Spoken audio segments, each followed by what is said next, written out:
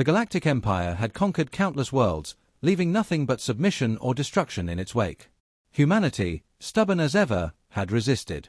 The war had raged for years, but in the grand scope of the Empire's dominion, humans were still considered insignificant. One more rebellious species among thousands. On a remote colony in the Outer Rim, a small human settlement lived in fragile peace, hidden away from the larger conflict. They were not soldiers, not part of any grand resistance, just farmers, workers, and families trying to survive.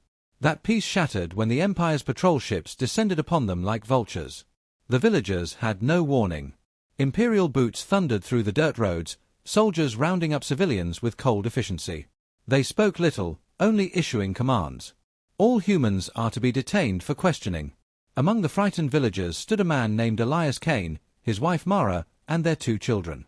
Elias was no soldier, just a man who had chosen a simple life far from war. But he recognized the look in the soldier's eyes. There would be no questioning, no trial. Only death.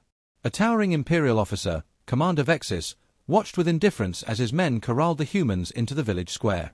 "This colony is accused of harboring fugitives," he announced. "The punishment is absolute." Elias stepped forward, hands raised. "We are not part of your war. We have no weapons, no fighters. Just families."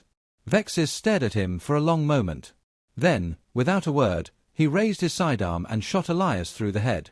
The sound echoed through the village, followed by a horrified scream, Mara, clutching their children. She did not get the chance to reach him. The next shot dropped her to the ground. Panic erupted. The villagers tried to run, but the soldiers had orders. No survivors. A hail of blaster fire tore through the crowd. People fell where they stood. The children, too small to understand, too young to fight, died in their mother's arms. The massacre was over in minutes. The smell of charred flesh and blood soaked into the dirt. Vexis surveyed the destruction, expression blank. These humans had been nothing more than an inconvenience, one more nameless colony wiped from the records. "Burn it," he ordered. Flames engulfed the settlement as the Empire's forces departed, leaving nothing behind but ruin. There was no report filed beyond a single line in an Imperial log, potential insurgent activity neutralized. No significant resistance encountered. The Empire believed it was just another mission. Another nameless slaughter. But they had made a mistake. Darius Cain was not just a farmer. He was the brother of General Darius Cain, one of humanity's most brilliant military minds, a leader who had turned hopeless battles into victories. A man known for his unbreakable will. And the Empire had just given him a reason to burn them to the ground. The message reached General Darius Cain in the middle of a high command briefing. His forces were engaged in a prolonged war against the Empire, carefully picking battles, striking where it hurt the most. But nothing in his career, no battle he had fought, had prepared him for what he was about to see. The transmission was grainy, the footage shaky. The remains of a village, bodies scattered like broken dolls. His brother's lifeless form, the empty stare of his sister-in-law. The stillness of children who would never grow up. The words that followed were a confirmation of what his heart already knew. The Empire had taken his family. Cain had seen death before. He had sent soldiers to war, had lost comrades in battle. But this was different. This was not war. This was not strategy. This was butchery. The silence in the room was suffocating. Every officer present had seen what happened. They knew who those people were. They knew what it meant. No one spoke. No one moved. Cain exhaled slowly, his hands tightening into fists. The rage was cold, controlled, sharper than any blade. His voice, when he finally spoke, was steady. How many Imperial forces were involved? Standard patrol unit. Small detachment. Estimated 50 men, an officer replied. Commander. Vexis, the officer said. A known enforcer. He's been leading purges on the Outer Rim for years. Cain nodded. And the Empire's response? The officer hesitated. There isn't one. They don't know who they killed. To them, it was just another colony. A long silence followed. Then Cain spoke again, and this time, his words carried the weight of inevitability. Not anymore. The room came alive with motion. Orders were issued, fleets redirected, plans rewritten in an instant. This was no longer about war. This was personal. Cain stepped away from the war table and into a quiet corridor. His hands shook slightly, but not from grief. He was past grief. He closed his eyes, remembering his brother's voice. The laughter of his nephews. The way his sister-in-law would scold them both for drinking too much at family gatherings. Memories that were now nothing but ghosts. When he returned to the command center, he was no longer just a general leading a war. He was a man with a vendetta, and the full force of humanity's military was now behind it. "Prepare a transmission," he ordered. The message was simple, delivered directly to the heart of the Empire. "You killed the wrong family." Across the human fleet, soldiers prepared for battle with grim determination.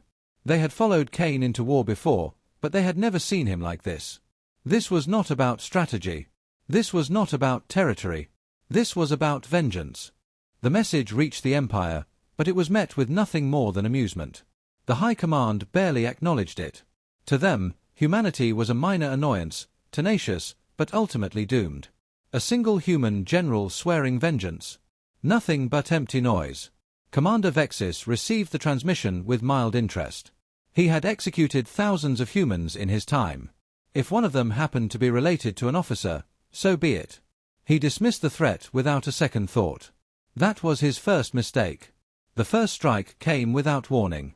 An Imperial supply convoy, heavily guarded, vanished from the star charts.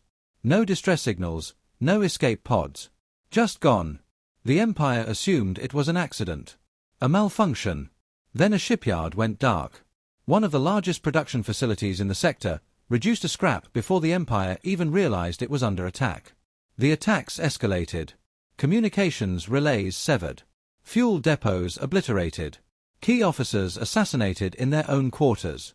The human forces struck with surgical precision, each blow carefully calculated to cripple Imperial infrastructure. For the first time in the war, the Empire was caught off guard. The humans were no longer fighting for survival. They were hunting. Whispers spread through the ranks.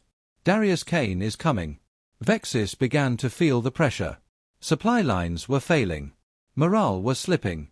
The once invincible Imperial fleets were bleeding. He requested reinforcements, but the High Command refused. "It's a human uprising. Handle it." That was their second mistake. Cain did not fight like the Empire. He did not engage in open warfare where they were strongest. He struck from the shadows, dismantling them piece by piece. His forces didn't just target military assets, they targeted fear itself. Imperial officers found themselves unable to sleep, knowing assassins could be waiting in the dark.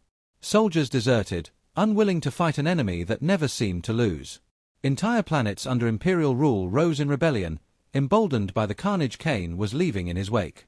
The Empire finally realized its error when one of its command stations, a fortress thought to be impenetrable, was wiped from existence in a single night. The garrison surrendered before a shot was fired. The legend of Cain had taken hold. Vexis could no longer ignore the truth.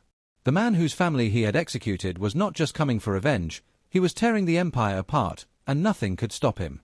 Desperation set in. The Empire changed its stance. They began issuing orders to pull back, to consolidate their forces. They could not afford this war any longer. That was their final mistake. Because Cain wasn't looking for peace. He wasn't looking for surrender. He was looking to end them. The Empire finally understood its mistake, but it was too late. Humanity had abandoned defense. They were no longer protecting colonies or fighting for survival. They were exterminating an enemy. Cain led the charge personally. His fleet didn't just attack, they dismantled. Every ship, every station, every world under Imperial control was marked for destruction. No hesitation. No mercy. The final battle began at the Empire's last remaining stronghold in the sector. A fortress world, once considered untouchable. It didn't matter.